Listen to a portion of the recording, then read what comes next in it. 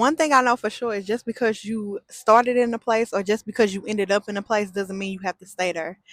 There are so many situations in my life where I made stupid decisions. When I say stupid, I gotta say how my daddy said stupid decisions to the point where I was like, what was I thinking? But at the end of the day, you have to know that God restores. You have to know that just because you are in that place does not mean that's your destiny. A lot of times we get in situations and we feel like because we spend so much time there or we put our effort in there or we don't want to be a failure that we will settle for something God never intended for us to be in. We'll be sitting up there fighting demons and fighting situations and strongholds that we were never intended for our lives. And then try to say, oh, well, this is God's plan. No, that's not God's plan. That's something that you walked into. And I had to realize that a lot of things that happened in my life, I walked into them. I had a warning before I went into them, but I did it anyway. But one thing about God, He restores. His grace and His mercy called me up out of that. But at the end of the day, you have to make the choice. You don't have to settle where you are. If you in a relationship that God's telling you to get up out of and you know that He's been dealing with your heart,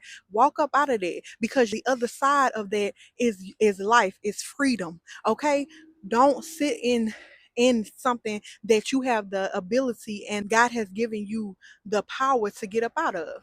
I know it's not always easy because a lot of times we spend more time thinking about it in our head, but when we actually do it, we realize that God never left us. We might feel like, oh, I'm not, bound to fornication or I'm bound to this person or this relationship or whatever the case may be. And then we feel like, well, God can change it. Yeah, God can change it. But sometimes it's because something is not meant for you. You might have to go through a whole lot before God even changes the situation. And sometimes He won't change it because it's not for you.